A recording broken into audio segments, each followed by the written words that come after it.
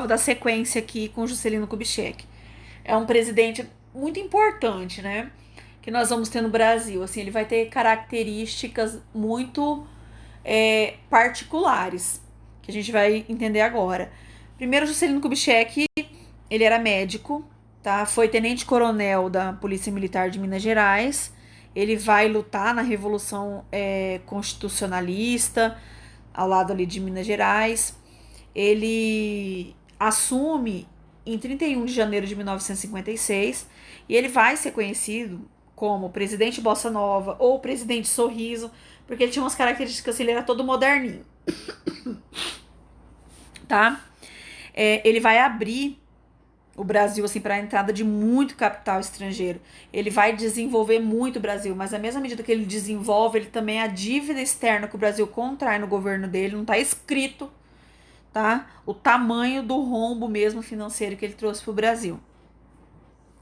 Pessoal, ele tinha um desejo muito grande em modernizar o Brasil, tá? Em industrializar o Brasil. Então, ele vai criar um plano ali, né? Que ele vai seguir, que é o plano de metas, que é aquele slogan bem famoso do governo dele, os 50 anos em 5. Esse plano de metas tinha lá mais de 30 objetivos, mas os principais eram investimento em transporte, energia, indústrias, tanto a indústria de base quanto de bens duráveis.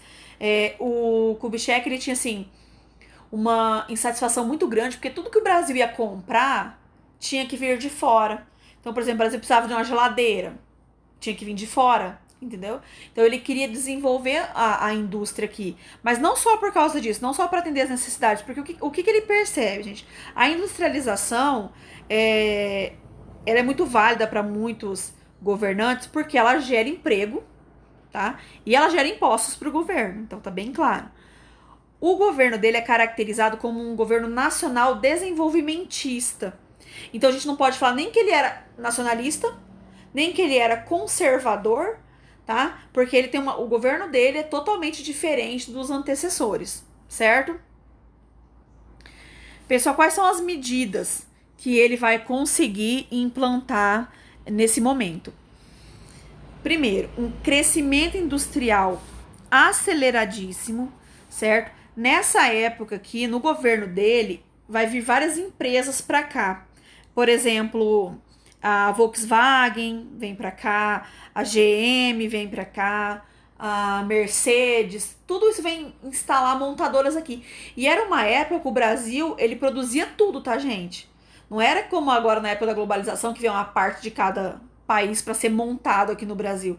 Então, aqui era produzido as partes de um carro, era tudo feito aqui, certo? E assim, o Brasil era muito atrativo para empresas estrangeiras, porque o Brasil, assim, tem mercado consumidor e tem mão de obra barata, certo?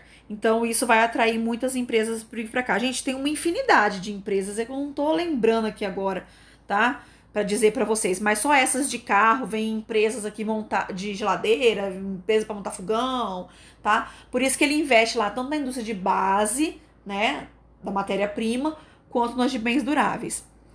Vai ter um aumento considerável do padrão de vida, mas quem vai se beneficiar com esse aumento do padrão de vida é a classe média, tá, gente? Não se engana.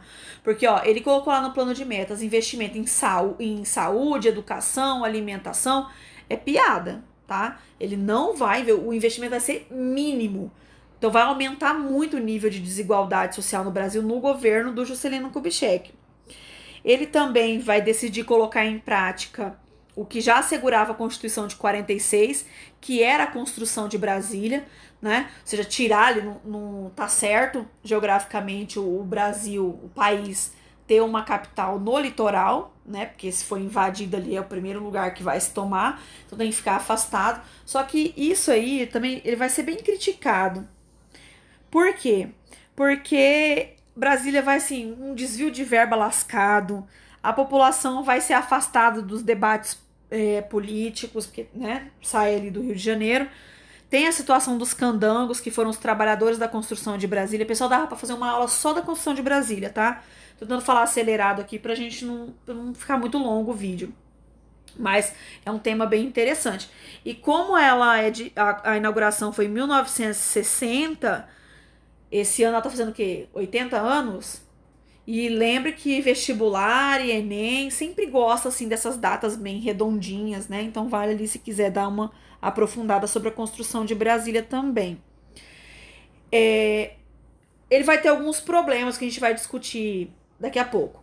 Ele também vai criar a Sudene, que é a Superintendência de Desenvolvimento do Nordeste, tá? Porque no Nordeste vai começar a estourar ali umas revoltas, umas rebeliões contra o Juscelino Kubitschek, porque as mazelas estão muito grandes. E também ele vai criar a Sudam, que é a Superintendência para o Desenvolvimento do Amazonas. Só que, gente, tanto da Sudene quanto da Sudam, o dinheiro é desviado. Então a roubalheira que vai acontecer nesse período é uma coisa muito grande, certo? Essa imagem, essa charge da meta de faminto, ela tava no Enem, não lembro qual ano agora, era uma questão do Enem, que tem um diálogo, né? O Juscelino tá falando pro Jeca o seguinte, agora que você tem automóvel, Ah, porque eu esqueci de falar isso, gente. Nossa, que importante. Agora que eu li sobre automóvel que eu lembrei. Ele vai investir pesado na malha ferroviária, na malha rodoviária do Brasil, mas demais, vai construir muita estrada, gente.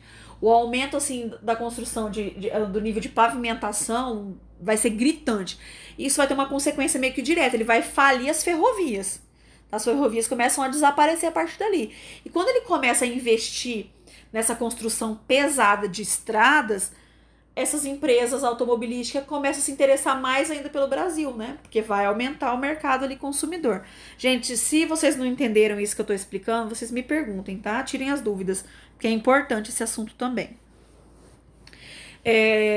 Então ele cria umas medidas que vão realmente desenvolver o Brasil, mas tudo isso é à custa de dinheiro emprestado, tá? Já ali pro final do governo dele, ó, nós vamos ter como consequência um aumento exagerado da dívida externa. Em 59, porque o Juscelino ele tentava fazer assim, ele tentava solucionar o problema da dívida externa pegando mais dinheiro emprestado.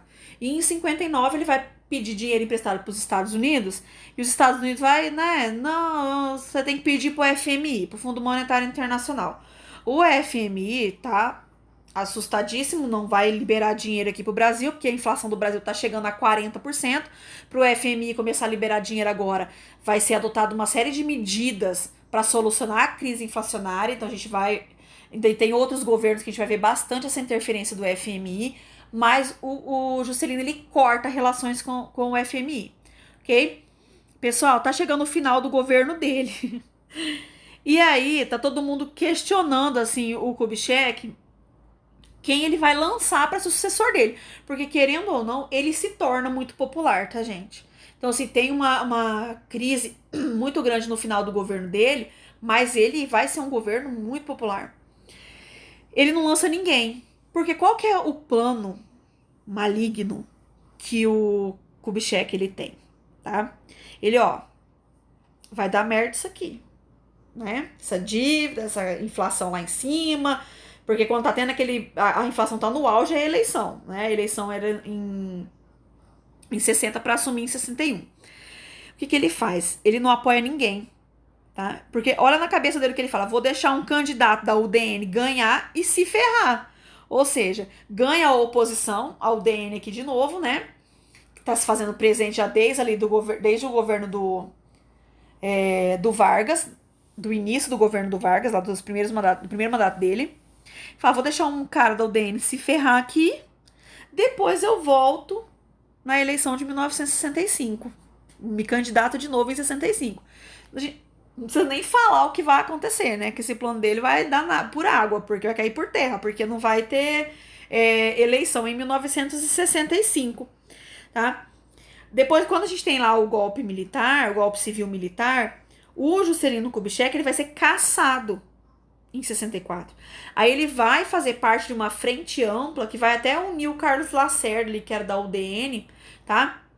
Ele vai juntar com o João Goulart, com uma série de outras figuras políticas dessa época, para tentar derrubar o governo militar, certo? Mas aí ele morre num acidente aí que até hoje se existe questionamento, né? Ele sofre um acidente em 1976 e essa morte do Juscelino Kubitschek, ele vai dar uma série de revoltas também ali já no final do governo militar, tá? Quando a gente for falar do governo militar, eu vou falar mais com vocês dessa tentativa de oposição que aconteceu naquele governo, tá, gente? Espero que vocês tenham entendido.